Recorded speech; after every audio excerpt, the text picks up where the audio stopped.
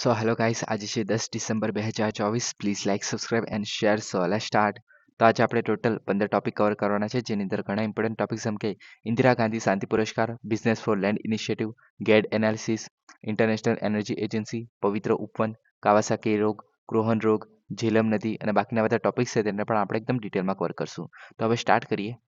હવે સૌપ્રથમ ટોપિક છે ઇન્દિરા ગાંધી શાંતિ પુરસ્કાર. તો 2024 માટે શાંતિ, નિઃશસ્ત્રીકરણ અને વિકાસ માટે ઇન્દિરા ગાંધી પુરસ્કાર જે છે એ ચીલીના ભૂતપૂર્વ રાષ્ટ્રપતિ અને અગ્રણી માનવાધિકાર જે અવાજ મિશેલ બેચેલેટ છે તો તેમને આપવામાં આવ્યો. ઓકે, હવે ઇન્દિરા ગાંધી શાંતિ પુરસ્કારની જો આપણે વાત કરીએ તો એ જે છે શાંતિ, નિઃશસ્ત્રીકરણ અને વિકાસ, તો એના માટે જે છે ઇન્દિરા ગાંધી પુરસ્કાર છે. ઓકે, સ્થાપનાની વાત કરીએ તો 1986માં ઇન્દિરા ગાંધી મેમોરિયલ ટ્રસ્ટ દ્વારા જે છે આ સ્ટાર્ટ કરવામાં આવેલો. આપણા જે વડાપ્રધાન હતા, ભૂતપૂર્વ વડાપ્રધાન ઇન્દિરા ગાંધી, તો તેમની યાદમાં. ઓકે, પુરસ્કારના ઘટકોની જો આપણે વાત કરીએ તો 25 લાખ જેટલા રૂપિયા આપવામાં આવે છે અને અનુકરણીય સિદ્ધિઓ પણ આની અંદર આવી જાય છે. ઓકે, આજે છે મોસ્ટલી વ્યક્તિઓ અને સંસ્થાઓને આપવામાં આવે છે. ઓકે, અને હેતુ શું છે તો કે આંતરરાષ્ટ્રીય શાંતિ અને વિકાસ તરફ જે લોકો કામ કરતા હોય તેમને આપણે એક રીતે પ્રોત્સાહન આપવાનું. ત્યારબાદ વૈજ્ઞાનિક શોધો કરી હોય જે વધુ સ્વતંત્રતા અને માનવતા માટે યુઝ કરવામાં આવતા હોય, ઓકે, તો તેવા લોકોને આપવું. અને નવી આંતરરાષ્ટ્રીય આર્થિક વ્યવસ્થા જો કોઈ બનાવી હોય તો તેવા લોકોને જે છે પ્રિફરન્સ આપવામાં આવે છે. ઓકે, આ વર્ષની વાત કરીએ તો આજે છે મિશેલ બેચેલેટને આપવામાં આવી રહ્યું છે, કે જે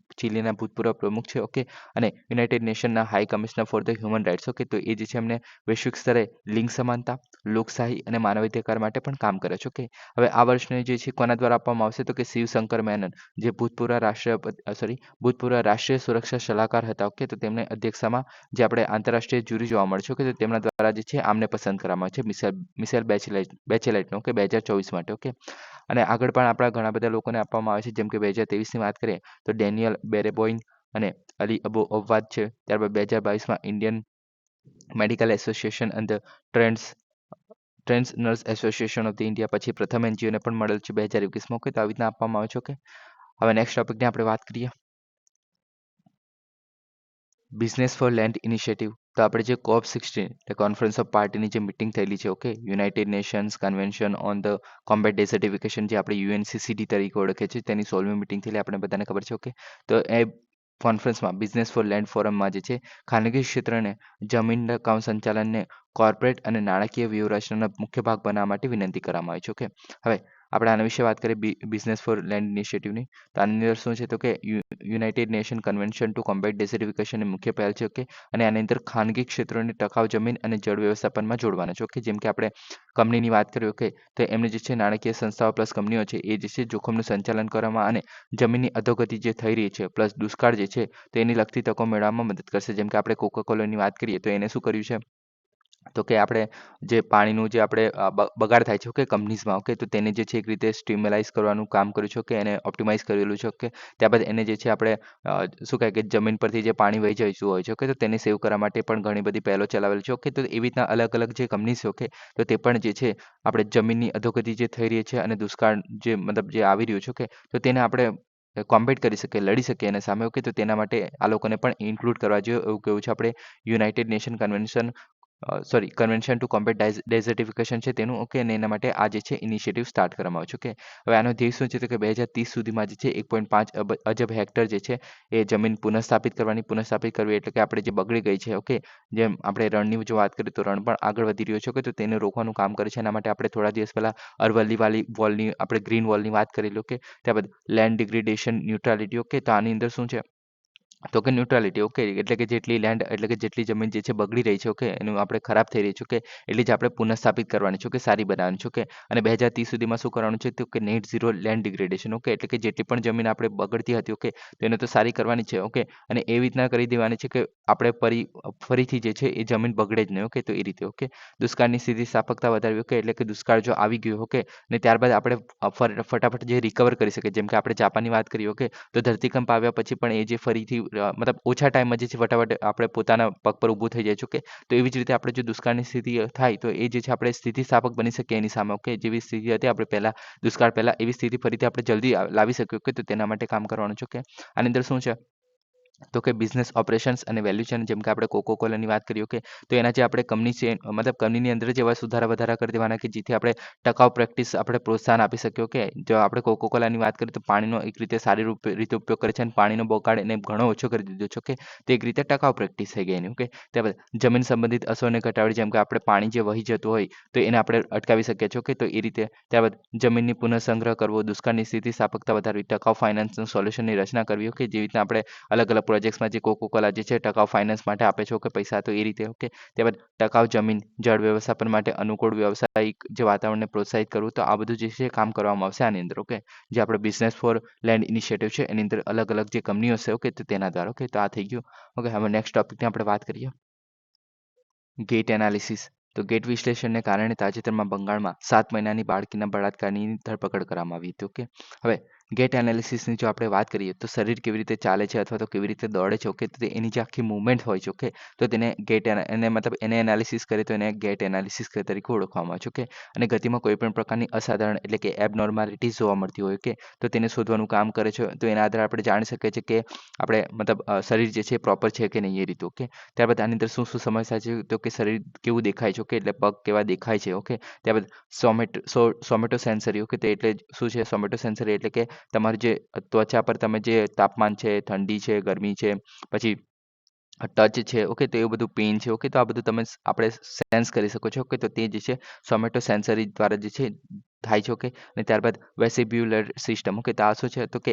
આ જે છે એક રીતે તમારા આખા બોડીને જે છે એક રીતે બેલેન્સ કરવાનું કામ કરે છે. ઓકે, તો આ બધી વસ્તુનો આની અંદર સમાવેશ કરવામાં આવે છે જે ગેટ એનાલિસિસ છે તેની અંદર. ઓકે, આમાંથી કોઈ પણ પ્રકારનું જો મતલબ પ્રોબ્લેમ, ઓકે, અથવા તો સાંધાના સમસ્યા અથવા તો પોસ્ચર એટલે કે તમારું જે પોસ્ચર કેવું છે બોડીનો, ઓકે, તો એને અથવા તો જે ગેટ એબનોર્માલિટી છે, ઓકે, ચાલવામાં અને દોડવામાં, ઓકે, તો તેના તરફ દોરી જઈ શકે છે જો આમાં કોઈ ખામી હોય તો. ઓકે, ત્યારબાદ આમાં જે ચાલવાની અસાધારણતા, તો કે કારણો કોઈ પણ હોઈ શકે છે, કે કોઈ રોગ થયો હોય તમને અથવા તો કોઈ ઈજા થઈ હોય, ઓકે, તો તેમાં તમે મતલબ સરખી રીતે ના ચાલી શકો, ઓકે, તો એને કારણે ચેન્જીસ થઈ શકે છે. ઓકે, ત્યારબાદ આની અંદર અસરો શું થાય છે, તો કે અસામાન્ય ચાલવાની પેટર્ન ચેન્જ થઈ જાય છે, એટલે કે ચાલવાની પેટર્ન તમારી ચેન્જ થઈ જશે. ઓકે, પછી હિપ્સ છે, પીઠ છે, ગરદન છે, પગ છે, ઘૂંટણ છે, અથવા તો પગની ઘૂંટણીઓ છે, ઓકે, તેમાં દુખાવો થઈ શકે છે. ઓકે, તો આ બધી અસર થઈ જઈ શકે છે. ઓકે, રોગ અથવા તો તમને વાગ્યું હોય તો, ઓકે, બધા ઓબ્વિયસ વસ્તુ છે. ઓકે, આ વસ્તુ તો પછી આની અંદર કેવી રીતે મૂલ્યાંકન કરવામાં આવે છે, ઓકે, તો પહેલાં તો આને ચાલવું અથવા તો ગતિ વિશ્લેષણ તરીકે પણ ઓળખવામાં આવે છે. ઓકે, વ્યક્તિ જે રીતે ઊભી રહે છે અને ચાલે છે, ઓકે, તો તેનું મૂલ્યાંકન કરવામાં આવતું હોય છે મોસ્ટલી. ઓકે,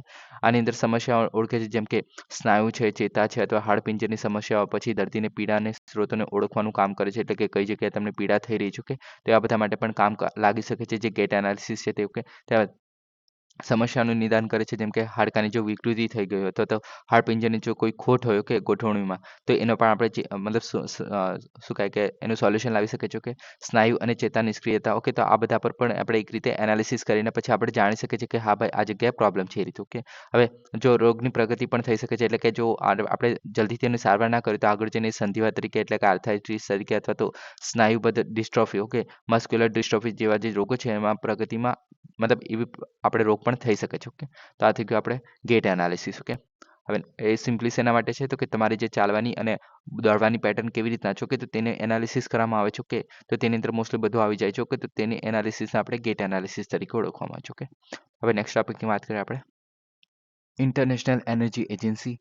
તો એનર્જી અને એઆઈ પરની જે આઈઈએ એટલે કે ઇન્ટરનેશનલ એનર્જી એજન્સીની વૈશ્વિક પરિષદમાં તાજેતરમાં ઉર્જા અને એઆઈના વિષયો પર વ્યૂહાત્મક સમજણ અને નિષ્ણાંતો માટે તકનીકી મંચ જે છે પ્રોવાઈડ કરવામાં આવેલો. ઓકે, હવે ઇન્ટરનેશનલ એનર્જી એજન્સીની જો આપણે વાત કરીએ તો ઓઈસીડી ફ્રેમવર્કની અંદર આવે છે, એટલે કે આજે છે Organisation on the Economic Corporation and Development. Okay, તો આનું ફૂલ ફોર્મ છે. ઓકે, તે ફ્રેમવર્કની અંદર જે છે સ્વાયત્ત આંતર સરકારી સંસ્થા છે. ઓકે, બધા માટે સુરક્ષિત અને ટકાઉ ઉર્જાના ભવિષ્યને આકાર આપે છે. ઓકે, અને એના માટે સરકાર અને ઉદ્યોગોને સાથે લાવવાનું કામ કરે છે. ઓકે, તો આ મોસ્ટલી શેના માટે કામ કરે છે, તો કે આખી દુનિયામાં જેટલા પણ દેશો છે તો એમને જે છે એક રીતે ટકાઉ ઉર્જાનો ભવિષ્ય માટે કામ કરે છે. ઓકે, એટલે કે ઉર્જા જે છે બધાને મળી રહે. ઓકે, તેના માટે. ઓકે, આની સ્થાપના જે છે 1974માં થઈ હતી. 1973-74માં ઓઇલ કટોકટી પછી. ઓકે, સભ્યોને તેલ પુરવઠાના મોટા જે વિક્ષેપો છે એક રીતે, એટલે કે જે ઘટ પડે છે. ઓકે, જે વિક્ષેપ એટલે કે જે તેલ પુરવઠો છે અને ઘટ જે પડે છે, તો કે તેને આપણે સોલ્યુશન લાવવા માટે સહાય કરે છે. ઓકે, વર્તમાન ભૂમિકાની વાત કરીએ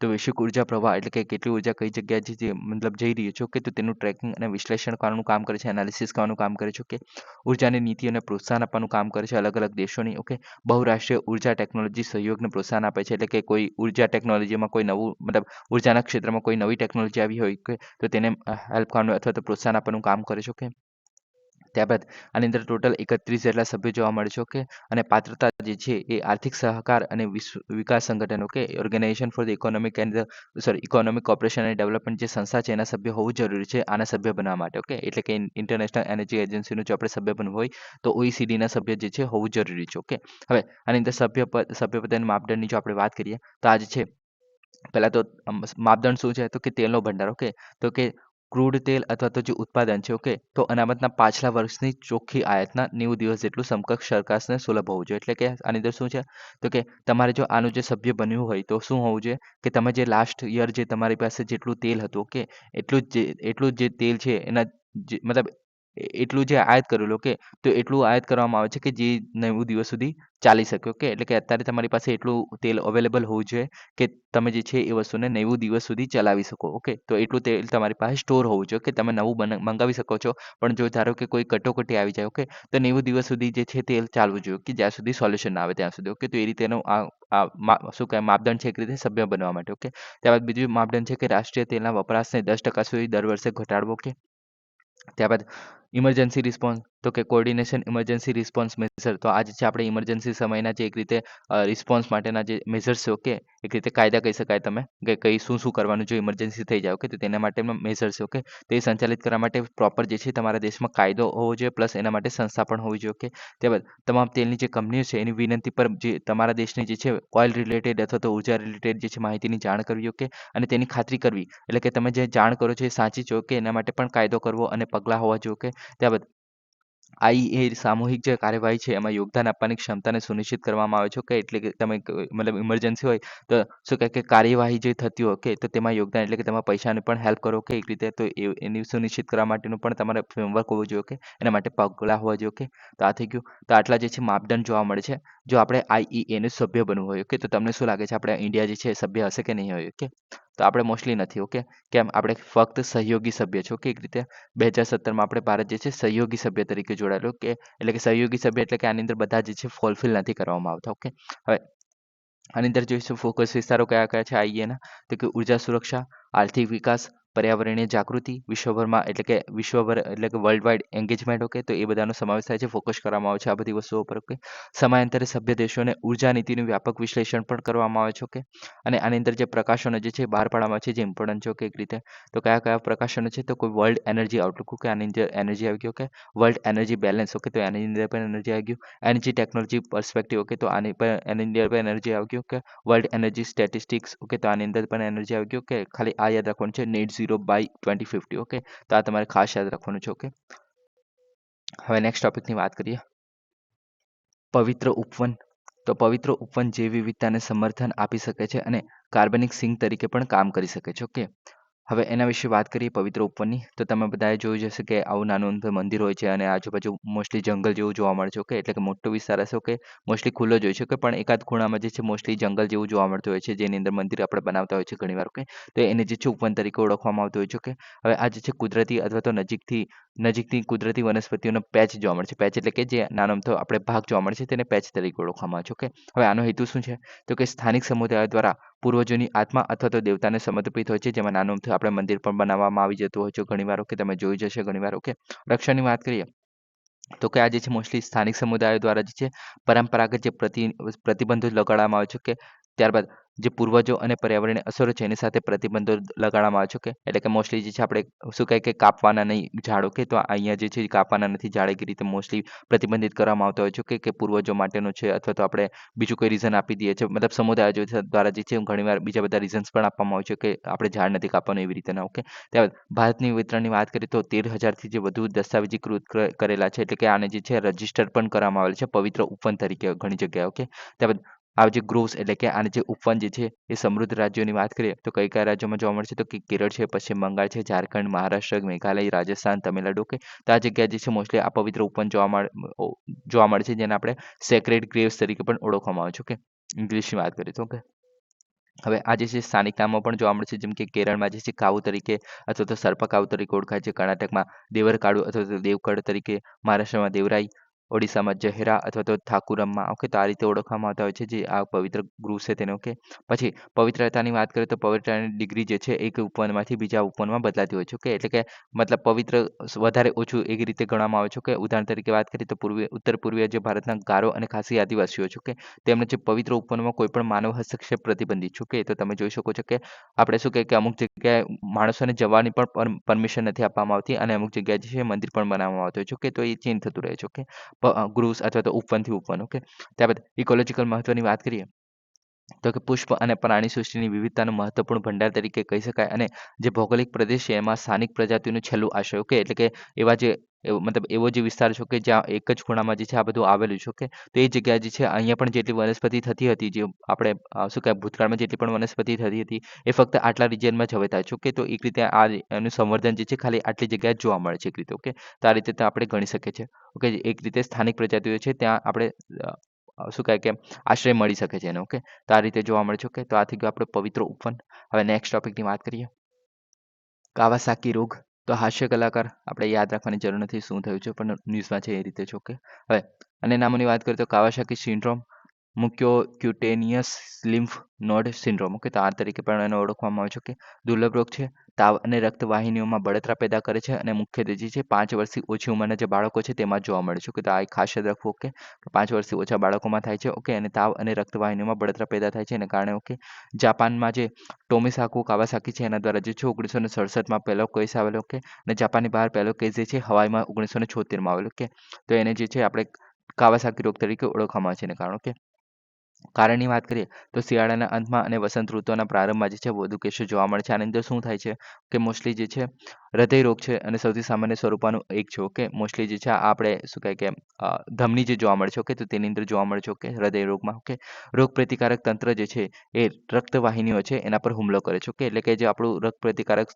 તંત્ર જે જોવા મળે છે એ આપણા શરીરની જે રક્તવાહિનીઓ પર જોવા મળે છે. ઓકે, તો તેની અંદર હુમલો કરવામાં આવે છે. ઓકે, એના દ્વારા. ઓકે, એટલે કે એક રીતે શું કહે કે બહારનું કોઈ વસ્તુ આવી ગયું છે અથવા તો રોગ આવી ગયો છે એ રીતે હુમલો કરતો હોય છે. એને કારણે જે છે આપણે જે ધમની અથવા તો આપણે હૃદય છે. ઓકે, તો તેમાં બળતરા અને સોજા તરફ પણ દોરી જઈ સોરી રક્તવાહિનીઓ છે તેનામાં બળતરા અને સોજા તરફ દોરી જઈ શકે છે. ઓકે, આ મુખ્યત્વે જે છે કોરોનરી ધમની છે એને અસર કરતા હોય છે. ઓકે, જેમાં લસિકા ગાંઠો, ત્વચા, મોં, નાક, ગળા અને પણ અસર કરે જોવા મળે છે. ઓકે, હવે આના લક્ષણો જે છે કેટલાક અઠવાડિયા સુધી રહે છે. ઓકે, ઊંચો તાવ 5 દિવસ સુધી રહે છે, સ્રાવ વિના લાલ આંખો થઈ જાય છે, શરીર પર ફોલ્લીઓ જોવા મળે છે, ઘણીવાર છાતી અને જંધામૂળ વિસ્તારો છે ત્યાં પણ જોવા મળે છે. ઓકે, ત્યારબાદ હાથ અને પગમાં સોજો, ક્યારેક લાલાશ થઈ જાય છે. ઓકે, લાલ ફાટેલા હોઠ અને સોજો, પછી લાલ જીભ થઈ જાય છે, સોજો, લસિકા ગાંઠો અને ખાસ કરીને ગરદનની એક બાજુ જોવા મળે છે. તો આ બધું જે આની અંદર લક્ષણો જોવા મળે છે. ઓકે, હોસ્પિટલ સંભાળની વાત કરતો ઇમ્યુનોગ્લોબ્યુલિન જે આ એક રીતે દવા છે એન્ટીબોડીઝના નસમાં જે છે આ નાખવામાં આવે છે. ઓકે, તો એનાથી આ ડોઝના સારવાર કરવામાં આવે છે. ઓકે, તાવ ઓછો કરવો,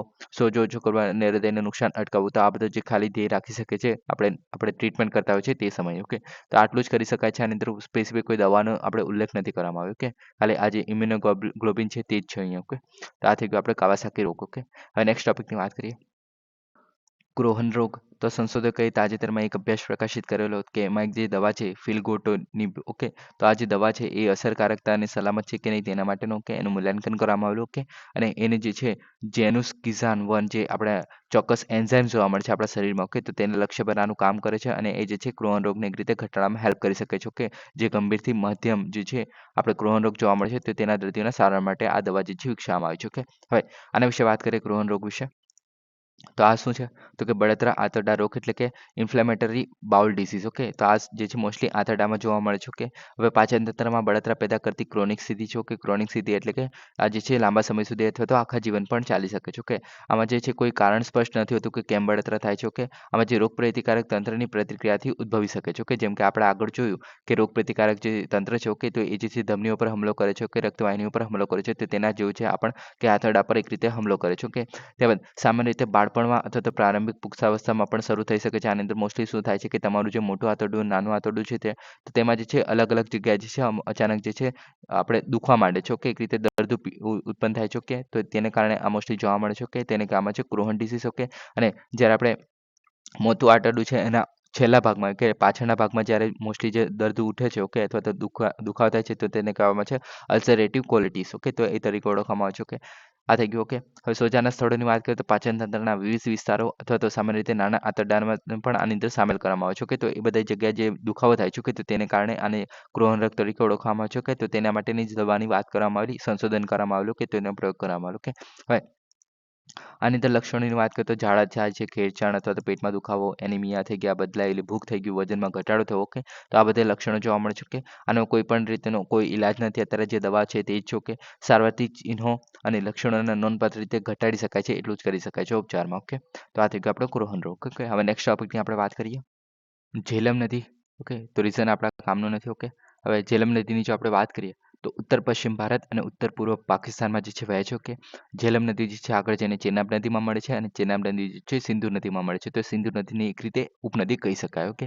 નામોની વાત કરીએ તો વાયત જે કાશ્મીરી લેંગ્વેજમાં, વેટેસ્થા જે સંસ્કૃત લેંગ્વેજમાં, હાઇડાસ્પેસ એ ગ્રીકમાં, ઓકે. તો આ રીતેના નામ અલગ અલગ જોવા મળે છે, ઓકે.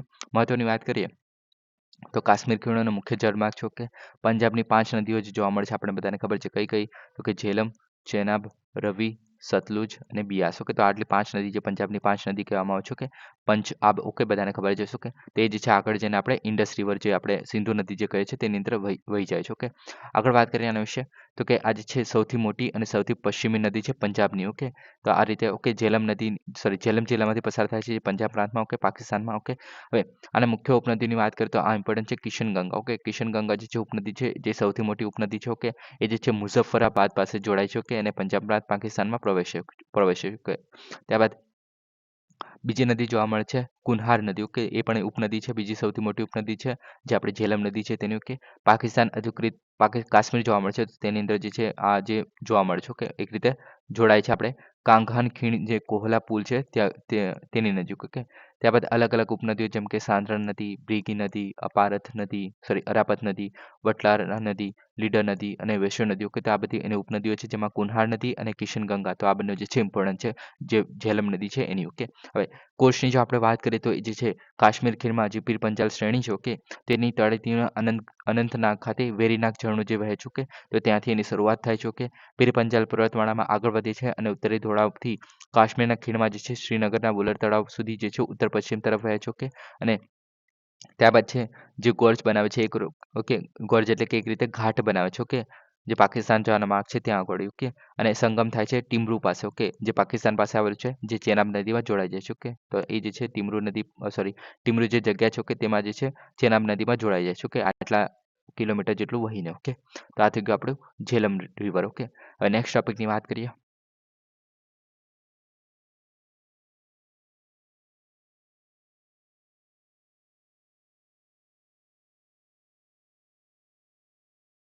મુલ્લા પેરિયાર ડેમ. તો સુપ્રીમ કોર્ટે મુલ્લા પેરિયાર ડેમના અનુમતિપાત્ર જળને સ્તરને નીચે લાવવાની માંગ કરતી જે અરજી છે એની વિગતવાર સુનાવણી માટે જાન્યુઆરી નક્કી કરી છે, ઓકે. તો આપણા કામનું નથી આતો, ઓકે.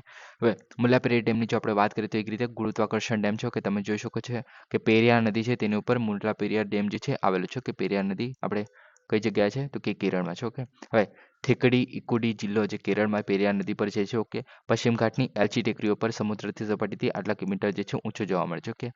હવે શરૂઆતની વાત કરીએ તો 1887માં શરૂ કરવામાં આવેલું અને 1895 સુધીમાં બની ગયેલો, ઓકે. હવે આ જે છે કોના દ્વારા તો કે British corps of the royal engineers જે છે એના દ્વારા બનાવવામાં આવેલો, ઓકે. ચૂનાનો પથ્થર અને સુરકી, તો આ બંને વસ્તુના આની અંદર યુઝ કરવામાં આવેલું. સુરકી શું છે તો કે બળેલી ઈંટોનો પાવડર અને ખાંડ અને કેલ્શિયમ ઓક્સાઇડનું મિશ્રણ, તો આ બધી વસ્તુનો યુઝ કરીને સુરકી બનાવવામાં આવેલો અને ચૂનાના પથ્થરનો યુઝ કરવામાં આવેલો પેરા નદી બનાવવામાં આવેલી ત્યારે, ઓકે. હવે આ જે છે ઊંચાઈ અને લંબાઈ એ બધું યાદ રાખવાની જરૂર નથી, ઓકે. મુલ્લાર અને પેરિયાર નદીના સંગમ પર જે છે આ જોવા મળે છે, ઓકે. તો આ જે જગ્યા છે, ઓકે, તો આ જે છે મુલ્લાર અને પેરિયાર જે નદી બંને ભેગી થાય છે, ઓકે. તો તે જગ્યા છે, ઓકે. ત્યારબાદ પ્રાથમિક કાર્યની વાત કરીએ તો પેરિયાર નદીમાંથી તમિલનાડુના વેગન નદી જે છે એના તટપ્રદેશ પાણીનું પરિવહન કરે છે, ઓકે. તો વેગન નદીનો જે વિસ્તાર છે, ઓકે, તો તેની અંદર આપણે પાણી વહેવાનું કામ કરવામાં આવે છે, ઓકે. તમિલનાડુના 5 જિલ્લામાં આટલા હેક્ટર જેટલું જમીન છે, ઓકે, તેના માટેની સિંચાઈ સુવિધા આપે છે, ઓકે. અને આ જે છે અનામતના કેન્દ્રમાં કૃત્રિમ તળાવનું નિર્માણ પણ જોવા મળે છે, ઓકે. હવે આ ઇમ્પોર્ટન્ટ છે કે પેરિયાર જે છે રાષ્ટ્રીય ઉદ્યાન ડેમના જળાશયની આસપાસ આવેલું છે, ઓકે. એટલે કે જે ડેમની પાછળ જે ભાગ ભેગો થાય છે, ઓકે, તો તેનું નામ છે પેરિયાર રાષ્ટ્રીય ઉદ્યાન જોવા મળે છે, એક રીતે, ઓકે. અને આજ પણ ઇમ્પોર્ટન્ટ છે કે ડેમનું સંચાલન અને જાળવણી જે છે એ તમિલનાડુ કરવામાં આવે છે, ઓકે, એક રીતે. આ છે કેરળમાં સ્થિત છે ઓકે ડેમ. તે પણ એનું સંચાલન જે છે તમિલનાડુ દ્વારા કરવામાં આવે છે. કેમ? કેમ કે તમિલનાડુના જે 5 જિલ્લાઓમાં જે છે એક રીતે આ પાણી પહોંચાડવાનું અથવા સિંચાઈ માટેનું કામ કરે છે એને કારણે ઓકે. હવે આ જે છે બ્રિટિશ શાસન દરમિયાન આપણે લીઝ આપવામાં આવેલી 9,999 વર્ષના લીઝ પર કરાર થયેલા કે તમિલનાડુ જે છે એને ઓપરેશનલ અધિકારો આપવામાં આવેલા ઓકે. એટલે કે ભલે કેરળમાં આવેલું છે પણ એનું ઓપરેશન જે છે તમિલનાડુ દ્વારા કરવામાં આવે છે કે તેને કારણે આ જે છે ઇમ્પોર્ટન્ટ બને છે ઓકે. હવે નેક્સ્ટ ટોપિકની વાત કરીએ. ખાલોછો હાઇડ્રો પાવર પ્રોજેક્ટ ઓકે. તો ટાટા પાવરે ભૂટાનમાં આટલા કરોડ જે રૂપિયા આપીને હાઇડ્રો પાવર પ્રોજેક્ટ જે છે એના પર બાંધકામ શરૂ કર્યું છે ઓકે. અને 2029 સુધીમાં શરૂ થવાની અપેક્ષા છે ઓકે. હવે એટલે કે ડેમ ચાલુ થઈ જશે એની અપેક્ષા છે ઓકે. હવે ખાલોછો હાઇડ્રો પાવરની જો આપણે વાત કરીએ તો તમે જોઈ શકો છો અહીંયા છે ખાલોછો જે હાઇડ્રો પાવર પ્રોજેક્ટ છે તો ઓકે. હવે આ જે છે ત્રાસિંગસે જિલ્લો જે આપણે ભૂતાનમાં છે ઓકે. તો સોટી તમારે યાદ રાખવું કે ખાલી ભૂતાનમાં આવેલું છે આ હાઇડ્રો પાવર પ્રોજેક્ટ ઓકે. અને ટાટા પાવર જે છે એના દ્વારા છે ઓકે. હવે ભારતના જે રિન્યુએબલ એનર્જી ટ્રાન્ઝિશનમાં મદદ કરશે ઓકે. ભૂતાનની વધતી જતી જે વીજળીની માંગ છે તેને પણ પૂરું કરવાનું કામ કરશે ઓકે. ભારત અને ભૂતાન વચ્ચે જે સંયુક્ત સાહસ છે એક રીતે ઓકે. આની અંદર કોણ કોણ છે? તો પહેલા નિર્માણકર્તા કોણ છે? તો કે ખોલેચો હાઇડ્રો પાવર લિમિટેડ છે જે આનું નિર્માણ કરતા છે ઓકે. અને આની અંદર ભાગીદારી કોની છે? તો કે ભૂતાનની ડુક ગ્રીન પાવર કોર્પોરેશન અને ભારતની જે ટાટા પાવર છે ઓકે. તો આ બંને સાથે મળીને જે છે આ ડેમ બનાવી રહ્યા છે ઓકે. હવે આની અંદર જે વિશેષતાઓ પણ આપેલી છે ખાલી એટલું યાદ રાખો કે કોન્ક્રીટ ગુરુત્વાકર્ષણ ડેમ છે, ગ્રેવિટી ડેમ જે આપણે કહે છે. બાકી બધું આપણા કામનું નથી ઓકે. કેટલી કેપેસિટી ને બધું ઓકે. ત્યારબાદ આની અંદર જે ભારત અને ભૂતાનના જે આ ગ્રીડ છે ઓકે. તો તેની અંદર આ પસાર કરવામાં છે. ગ્રીડ તો તમને બધાને ખબર હશે કે વીજળી ટ્રાન્સમિટ કરવા માટે જે આપણે તારોની વાત કરીએ છીએ ઓકે. થાંભલા પર જે આપણે તારો લટકતા હોય છે ઓકે. તો એ રીતે આપણે જે શું કહે કે ભૂતાન અને ભારતનો એવો વિસ્તાર છે. તો ભૂતાન તમને બધાને ખબર છે કઈ જગ્યાએ છે ઓકે. તો એ જગ્યાએ જે છે આપણે શું કહે કે આપણે ઊંચાણ નીચાણ ને એવી જગ્યા હોય છે કે જ્યાં આપણે થાંભલાઓ ના લગાડી શકીએ કે તો આપણે અમુક વાર ભૂતાન પાસેથી વીજળી લેતા હોય છે કે અને ભારતથી ભૂતાનમાં પણ લઈ જઈ શકે છે કે એવી રીતના આપણે નેપાળ જોડે પણ જોવા મળે છે ઓકે. તો એવા વિસ્તારમાં આપણે જે છે આપણે શું કહે કે વીજળી વધારે વધારે પહોંચાડી શકીએ તો એના માટે આવા જે શું કહે કે કરારો કરવામાં આવતા હોય છે ઓકે. તો 400 કિલોવોટની જે છે આપણે ટ્રાન્સમિશન લાઇન પણ આની અંદર જોવા મળે છે ઓકે. બાકી નાણાકીય જે છે બધું યાદ રાખવાની કંઈ જરૂર નથી ઓકે. હવે નેક્સ્ટ ટોપિકની વાત કરીએ. નિકોબારીસ. તો નિકોબારીસ પરના નવા આનુવંશિક સંશોધને સમગ્ર દક્ષિણ અને દક્ષિણ પૂર્વ એશિયામાં ઓસ્ટ્રો એશિયાટિક વસ્તી સાથે નોંધપાત્ર પૂર્વજોનું જોડાણ જાહેર કર્યું છે ઓકે. હવે નિકોબારીસની આપણે વાત કરીએ તો એ જે છે સામાન્ય શબ્દ બહારના લોકો દ્વારા કહેવામાં આવતો હોય છે સ્વદેશી સમુદાયને. એટલે કે જે નિકોબાર ટાપુઓ પર જે રહેતા હોય છે તે લોકોને કે આપણે સ્વદેશી નિકોબારીસ તરીકે ઓળખતા હોય છે બધાને ખબર છે ઓકે. નિકોબારીસ ટાપુની જો આપણે વાત કરીએ તો આંદામાન નિકોબાર દ્વીપ સમૂહનો એક ભાગ છે ઓકે. બંગાળની ખાડીમાં ભારતના પૂર્વમાં 1200 કિલોમીટર દૂર છે. તમે જોઈ શકો છો કે 1191 કિલોમીટર આપણે ચેન્નઈથી કહી શકીએ અને કોલકાતાથી 1255 કિલોમીટર ઓકે. એટલે ઓલમોસ્ટ 1200 ની આસપાસ આપણે કહી શકીએ છીએ કે ભારતથી ઓકે. હવે જમીનની વાત કરીએ તો આટલા 40 કિલોમીટરમાં આંદામાન અને નિકોબારના દ્વીપ સમૂહ જોવા મળે છે ઓકે. કુલ વિસ્તારનો લગભગ ચોથા ભાગ જે છે એ નિકોબારમાં જોવા મળે છે ઓકે. હવે નિકોબાર જે છે 24 ટાપુઓમાંથી 12 ટાપુઓ પર વહે છે ઓકે. વસે છે ઓકે. દક્ષિણ પૂર્વ એશિયાના સાંસ્કૃતિક સંકુલ છે ઓકે. ત્યારબાદ આની અંદર જે છે ઓસ્ટ્રો એશિયાટિક ભાષા બોલાય છે એ લોકો દ્વારા ઓકે. એક સમાન જૂથ નથી હોતા. 4 અલગ અલગ વિશિષ્ટ સાંસ્કૃતિક જૂથો જોવા મળે છે જે અલગ અલગ આવી રીતના કાર નિકોબાર થઈ ગયા, ચોરા, બોમ્પોકો અને એવા બધા થઈ ગયા ઓકે. તો આ અલગ અલગ 4 જોવા મળે છે. આપણે યાદ રાખવાની જરૂર નથી ઓકે. વસ્તીની વાત કરીએ તો આટલા જે નંબર્સ જોવા મળે છે 23,000 જેટલા લોકો જોવા મળે છે નિકોબારીસ ઓકે. 2011ની વસ્તી ગણતરી મુજબ ઓકે. લગભગ અડધી વસ્તી જે છે એ કાર નિકોબાર પર જ રહે છે ઓકે. હવે જીવનશૈલીની વાત કરીએ તો શિકાર, માછીમારી અને ડુક્કર ઉછેર દ્વારા જે છે પોતાનું ગુજરાન ચલાવવાનું કામ કરે છે ઓકે. તો આ થઈ ગયું આપણે નિકોબારી ઓકે. હવે નેક્સ્ટ ટોપિકની વાત કરીએ. મારખોર. તો એ જે છે સર્પાકાર આકારના શિંગડાવાળી એક જંગલી બકરી છે ઓકે. તો તેને તાજેતરમાં ઉત્તર કાશ્મીરના જે બારામુલ્લા જિલ્લો છે તેના બોનિયાર નખવારા જે ગામ છે ઓકે. તો તેમાં જે રીતે જોવા મળી હતું ઓકે. હવે મારખોરની જો આપણે વાત કરીએ તો એના જે આપણે બોવિડે પરિવારની જે છે મોટી જંગલી બકરી છે ઓકે. હવે સાયન્ટિફિક એનું નામ પણ આપેલું છે ઓકે. યાદ રાખવાની જરૂર નથી ઓકે. જાડા રૂવિટે, વહેતી દાઢી અને કોક્સ શિંગડા ઓકે. કોર્કસ્ક્રૂ શિંગડા ઓકે. તો તમે જોઈ શકો છો કે ગોળ ગોળ આવે શિંગડા જોવા મળે છે અને કોર્કસ્ક્રૂ કે શિંગડા તરીકે ઓળખવામાં આવે છે ઓકે. હવે આની પ્રવૃત્તિની વાત કરીએ તો દૈનિક જોવા મળે છે મુખ્યત્વે વહેલી સવારે અને મોડી બપોર સુધી જે છે સક્રિય રહે છે ઓકે. રાતે ઊંઘતી હશે ઓકે એક રીતે. વિસ્તરણની વાત કરીએ તો Pakistan, Bharat, Afghanistan, Uzbekistan, Turkmenistan, Tajikistan okay. તો એવા જે ભેજવાળા અર્ધશુષ્ક પર્વતીય વિસ્તારો છે તેમાં જોવા મળે છે ઓકે. ભારતની આપણે વાત કરીએ તો સોફિયા, બનિહાલ પાસ, પછી પૂંચમાં કાઝીનાગ ઉરી, પછી પીર પંજાલ રેન્જના સમસબારી ઓકે. તો એ બધા વિસ્તારોમાં જે છે આપણે ઇન્ડિયામાં જોવા મળે છે ઓકે. હવે આના વિશે જો આગળ વાત કરીએ તો રાષ્ટ્રીય પ્રાણી છે પાકિસ્તાન ઓકે.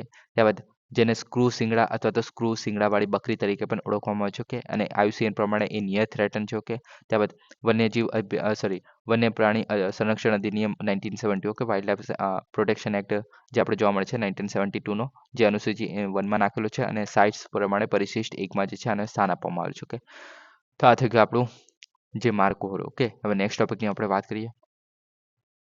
અન્નામલાઈ tiger reserve. તો કોઇમ્બતુર જિલ્લાના કલેક્ટરે તાજેતરમાં અન્નામલાઈ ટાઈગર રિઝર્વમાં જે 3 આદિવાસી વસાહતો હતી, ઓકે, તો તેને જે છે વન અધિકાર અધિનિયમ હેઠળ સામુદાયિક વન અધિકારો આપ્યા છે. ઓકે, હવે અન્નામલાઈ જો ટાઈગર રિઝર્વની જો આપણે વાત કરીએ તો તમિલનાડુમાં આવેલું છે. તમે આમાં જોઈ શકો છો. આજે આપણું અન્નામલાઈ નેશનલ પાર્ક અથવા તો ટાઈગર રિઝર્વ. ઓકે, ત્યારબાદ આજે છે શ્રીવલ્લીપુર મેઘમલાઈ જે ટાઈગર રિઝર્વ છે. ઓકે, તો આ બધા આની અંદર જ જોવા મળે છે. ઓકે, હવે આગળ વાત કરીએ તો કે આટલા મીટર જેટલું ઊંચાઈ પર જોવા મળે છે. કે દક્ષિણ પશ્ચિમ ઘાટમાં પલક્કડ ગેપ જે છે તેની દક્ષિણે આવેલું છે. કે હવે પલક્કડ ગેપ તમે કઈ જગ્યા છે તો તમે જોઈ શકો છો અહીંયા. આ છે પાલકાડ. ઓકે, તેને પલક્કડ ગેટ તરીકે પણ ઓળખવામાં આવે છે. કે સોરી ગેપ તરીકે પણ ઓળખવામાં આવે છે. બીજા બધા ગેપ પણ જોવા મળે છે, જેમ કે બોર ઘાટ થઈ ગયું, પછી થલ ઘાટ થઈ ગયું. ઓકે, તો આ ઘાટ કયા છે તો કે આપણે જે પશ્ચિમ ઘાટ જે જોવા મળે છે. ઓકે, તો એની વચ્ચે જે જગ્યા ખાલી રહી જાય છે અમુક જગ્યા. ઓકે, જે નદી વહેતી હોય અથવા તો બીજું કોઈ કારણસર. ઓકે, તો એ જે આપણે ટુકડો થાય છે. ઓકે, પશ્ચિમ ઘાટનો. ઓકે, તો તેની જે જગ્યા વધતી હોય છે તેને ભોરઘાટ છે, થલઘાટ છે અને પાલઘાટ, આવી રીતના 3 જે છે ભાગો જોવા મળે છે. ઓકે, હવે આગળ વાત કરીએ આની અંદર તો કે 2007માં વાઘ અનામત તરીકે જાહેર કરવામાં આવેલું. કે પરમ્બિકુલમ ટાઈગર રિઝર્વ તરીકે એ પૂર્વમાં આવેલું છે. કે દક્ષિણમાં ચિન્નાર વન્યજીવ અભયારણ્ય અને એરાવિકુલમ રાષ્ટ્રીય ઉદ્યાન જોવા મળે છે. કેરળમાં ના જંગલો જે છે નેરમારા, વઝાચલ, મલાઈ, તુરા, મરાયુર આરક્ષિત જંગલો. ઓકે, તો આ બધું જોવા મળે છે. બધું યાદ રાખવાની જરૂર નથી. ઓકે, આગળ વાત કરીએ તો કે જંગલો આવા જોવા મળે છે. ભીના સદાબહાર જંગલો, ભેજવાળા પાનખર, સૂકા પાનખર. ઓકે, એ બધા જંગલો છે. પછી જે મોન્ટેન ઘાસ જોવા મળે છે, સવાનાના ઘાસ જોવા મળે છે, ભેજવાળા ઘાસના મેદાનો જોવા મળે છે. ઓકે, આ બધું યાદ રાખવાની જરૂર નથી એમ તો. કે પછી આ જ ઇમ્પોર્ટન્ટ બને છે કે પ્રાણી સૃષ્ટિમાં આપણે વાઘ અને એશિયાટિક હાથી જે છે અહીંયા જોવા મળે છે. ઓકે, બાકી બધું તો તમે જોઈ શકો છો કે 2500 જેટલી પ્રજાતિઓ છે. પછી નોંધપાત્ર છોડ જોવા મળે છે, ઉગાડવામાં આવતી જંગલી જાતિઓ છે, તો એ બધી જોવા મળે છે આની અંદર. ઓકે, તો આ થઈ ગયું આપણું અન્નામલાઈ ટાઈગર રિઝર્વ. ઓકે, હવે નેક્સ્ટ ટોપિકની આપણે વાત કરીએ પીલીભીતી ટાઈગર રિઝર્વ. ઓકે, તો આ જે છે પીલીભીતી ટાઈગર રિઝર્વ વિસ્તારમાંથી જે છે ઉત્તર પ્રદેશના જે મંત્રી છે એને વાહનોનો કાફલો કરાયેલો. કે એના કારણે વિડીયો વાયરલ થયેલો. કે એના કારણે ન્યૂઝમાં છે. ઓકે, હવે આપણે પીલીભીતી ટાઈગર રિઝર્વની જો આપણે વાત કરીએ તો તમે જોઈ શકો છો ક્યાં છે. તો આ થઈ ગયું આપણે પીલીભીતી ટાઈગર રિઝર્વ. ઓકે, તો એ જે છે આપણે નેપાળ છે. ઓકે, તેની સાથે એક રીતે સરહદ પર જ જોવા મળે છે. ઓકે, રોયલ સુખલપુરમ જે વાઇલ્ડ સેન્ચુરી જોવા મળે છે નેપાળની. ઓકે, અને બીજું અહીંયા રોયલ બારદિયા જે નેશનલ પાર્ક જે છે નેપાળનું. ઓકે, તો એની સાથે આપણે દુધવા નેશનલ પાર્ક પણ જે છે આપણે નેપાળ સાથે આપણે સરહદ પર જોવા મળે છે. ઓકે, ત્યારબાદ અહીંયા કિશનપુર વાઇલ્ડ સેન્ચુરી જે આપણે ઉત્તર પ્રદેશમાં જોવા મળે છે. ઓકે, તો આ બધું જોવા મળે છે. ઓકે, હવે આના વિશે વાત કરીએ પીલીભીતી જિલ્લામાં જે લખીમપુર ખેરી જિલ્લો છે. કે ઉત્તર પ્રદેશમાં બહરાચાઈ જિલ્લો. ઓકે, તો એ ત્યાં જે છે આવેલું છે. ઓકે, હવે હિમાલયની તળેટીમાં આવેલું છે. કે ઉત્તર પ્રદેશના તેરાઈના મેદાનોમાં ભારત નેપાળ સરહદ પર આવેલું છે. ઓકે, તો આ ખાસ યાદ રાખો ભારત અને નેપાળના સરહદ પર આવેલું છે. બીજું શું કહ્યું છે તો કે દુધવા નેશનલ પાર્ક પણ એ જે છે ભારત અને નેપાળના સરહદ પર આવેલું છે. ઓકે, નદીઓની વાત કરીએ તો ગોમતી નદી અહીંયાથી નીકળે છે. ઓકે, તો આ ખાસ ઇમ્પોર્ટન્ટ છે. ઓકે, જેમાં શારદા, ચુકા અને માલા ખડનોટ. ઓકે, તો એ જે છે ગ્રહણ વિસ્તારો છે, એટલે કે આ બધી નદી પણ આની અંદર આવતી હશે. ઓકે, શારદા સાગર ડેમ જે છે અહીંયા બનાવવામાં આવેલ છે, જે 22 કિલોમીટર જેટલો લાંબો છે. ઓકે, અનામતની સીમા પર જોવા મળે છે. ઓકે, વનસ્પતિની વાત કરીએ તો ઉત્તર ભારતની ભેજવાળી પાનખર જંગલો જે જોવા મળે છે. રીતે ઓકે, શુષ્ક અને ગરમ આબોહવા છે, સૂકા શાકના જંગલો છે, વિંધ્ય પર્વતની જે જમીનનું મિશ્રણ જોવા મળે છે આની અંદર. ઓકે, તો આ થઈ ગયું. ઓકે, તમે આમાં પણ જોઈ શકો છો. આ છે આપણું પીલીભીતી ટાઈગર રિઝર્વ. ઓકે, અહીંયા જોવા મળે છે. બાકીને બધા આપણે અહીંયા તમે આ નેપાળ જોઈ શકો છો. ઓકે, જેમાં કિશનપુર દુધવા જે છે આ નેશનલ પાર્ક છે. ઓકે, જે આપણે નેપાળનું છે એક રીતે. ઓકે, આ બધું જોવા મળે છે અહીંયા. કિશનપુર વાઇલ્ડ સેન્ચુરી અહીંયા જોવા મળે છે. ઓકે, પછી દુધવા નેશનલ પાર્ક આપણે અહીંયા જોવા મળે છે. ઓકે, જે આપણે ઇન્ડિયામાં જોવા મળે છે. ઓકે, ત્યાં બધા અહીંયા બાકીના બધા તમે જોઈ લેજો કે તમારી રીતે. ઓકે, બીજા કોઈ ઇમ્પોર્ટન્ટ છે નહીં અહીંયા. ઓકે, હા, પછી અહીંયા તમે જોઈ શકો છો રાજાજી કોર્બેટ. ઓકે, જે આપણે ઉત્તરાખંડમાં જોવા મળે છે. ઓકે, તો આ બધા છે. ઓકે, નેક્સ્ટ આગળ વાત કરીએ જંગલોની. ઓકે, તો સાલના મોસ્ટલી જંગલો જોવા મળે છે. ઊંચા ઘાસના મેદાનો છે, નદીઓ જોવા મળે છે. ઓકે, ત્યારબાદ સાલ વુડલેન્ડ. ઓકે, તો એ સારી કુદરતી પુનઃજીવન સાથે ખૂબ જ ગાઢ રીતે જોવા મળે છે. મોસ્ટલી જે છે 76% અનામતનો વિસ્તાર જે છે ઘેરી લે છે. ઓકે, જે સાલ વુડલેન્ડ છે તેના દ્વારા જ. ઓકે, એટલે કે સાલના એક રીતે ઝાડ જોવા મળે છે. ઓકે, ઘાસના મેદાનો થઈ ગયા. ઓકે, પછી સેકરમ છે, આ બધા મતલબ ગ્રાસ મેડોઝ જોવા મળે છે. ઓકે, આવા અલગ અલગ ઘાસ જોવા મળે છે એક રીતે. ઓકે, પછી પ્રાણી સૃષ્ટિની વાત કરીએ તો જંગલમાં વાઘ જોવા મળે છે. ઓકે, ખાલી તો આ ઇમ્પોર્ટન્ટ બને છે. પછી સ્વેમ્પ ડિયર છે, હોક ડિયર છે, ચિત્તો છે, એ બધું પણ જોવા મળે છે. અને પક્ષીમાં પણ આ બધા અલગ અલગ જોવા મળે છે. ઓકે, જેમાં ગ્રેટ હોર્નબિલ છે એ પણ જોવા મળે છે. બંગાળ ફ્લોરિકન થઈ ગયું. ઓકે, તો આ બધા ઇમ્પોર્ટન્ટ છે. ઓકે, તમે યાદ રાખી શકો છો કે રીતે. ઓકે, તો આ થઈ ગયું. ઓકે, હવે નેક્સ્ટ ટોપિકની વાત કરીએ લેસન અલ્બરાટોસ. ઓકે, તો વિશ્વનું સૌથી જૂનું જાણીતું જંગલી પક્ષી વિઝડમ નામના જે લેસન અલ્બાર્ટોસ છે એને 74 વર્ષની ઉંમરે નિષ્ણાંતોના અંદાજ મુજબ 60મું ઈંડું મૂક્યું છે. ઓકે, તો આ જે વિઝડમ નામનું જે લેસન અલ્બાર્ટોસ છે, ઓકે, જે પક્ષીનું નામ છે, ઓકે, વિઝડમ નામ છે પક્ષીનું, ઓકે, તો એને જે છે 74 વર્ષની ઉંમરે જે છે 60મું ઈંડું મૂક્યું છે. ઓકે, એને કાર્નિસમાં છે. ઓકે, હવે આના વિશે વાત કરીએ તો મોસ્ટલી આજે સમુદ્ર કિનારે તમે જોયા જ હશે, ઘણી બધી મૂવીઝમાં પણ જોયા હશે. ઓકે, તો આનું સાયન્ટિફિક નામ છે આયરું કુટુંબ લેરિડેઈ જે છે. ઓકે, કુટુંબમાંથી આવે છે, મોટા દરિયાઈ પક્ષી છે. ઓકે, હવે ઉત્તર પશ્ચિમ હવાઈયન ટાપુઓ જે છે તેમાં 99.7% જેટલા જે વસ્તી જે છે અહીંયા જોવા મળે છે. ઓકે, હવે નેસ્ટિંગ સાઇટ્સની વાત કરીએ તો ખુલ્લા રેત એટલે કે ઈંડા ક્યાં મૂકે છે તો કે ખુલ્લા રેતાળ અથવા તો ઘાસવાળા જે ટાપુ છે ત્યાં. પછી લેસન આઇસલેન્ડ છે, મિડવે એટોલ છે, મિડવે એટોલ એટલે કે રસ્તામાં આવતા હોય છે ત્યાં. ઓકે, પછી નાના હવાઈયન ટાપુઓ છે, પછી ઓહુ, કાઉઈ, જાપાન, મેક્સિકોથી દૂર જે કેટલાક સાઇટ્સ છે. ઓકે, તો ત્યાં જે છે મોસ્ટલી જોવા મળતા હોય છે. ઓકે, ઈંડા. ઓકે, તેનો મોટા ભાગે સમય ખુલ્લા સમુદ્રમાં વિતાવે છે. ઓકે, ઉત્તર પેસિફિક અને ઉષ્ણકટિબંધીય પાણીમાં ફેલાયેલું હોય છે. ઓકે, અલગ અલગ શ્રેણીઓ જોવા મળે છે એટલે કે અલગ અલગ જે એમની જાતિઓ જોવા મળે છે. કે દેખાવની વાત કરીએ તો આવો કોઈ દેખાવ જોવા મળે છે. કે યાદ રાખવાની જરૂર નથી. વર્તન પણ જોઈએ તો નિષ્ણાંત ઊંચે જોવા મળે છે. કે ભાગે જ વિંગ બીટ સાથે એક દિવસમાં સેંકડો માઇલ સુધી મુસાફરી કરે મતલબ ખાસી દૂર સુધી જે છે આ લોકો મુસાફરી કરી શકે છે. ઓકે, મેનોગમેસ પ્રજાતિ જીવન માટે સાથીઓ જોવા મળે છે. ઓકે, સમાગમ. ઓકે, સંરક્ષણ સ્થિતિની વાત કરીએ તો નજીકના જોખમમાં કે નિયરલી થ્રેટન તરીકે જોવા મળે છે. ઓકે, તો આ થઈ ગયું આપણું જે લેસન અલ્બાર્ટોસ. ઓકે, તો આજ માટે આટલું જ છે guys. Please subscribe, like and share. Thank you for listening. જય હિન્દ, વંદે માતરમ.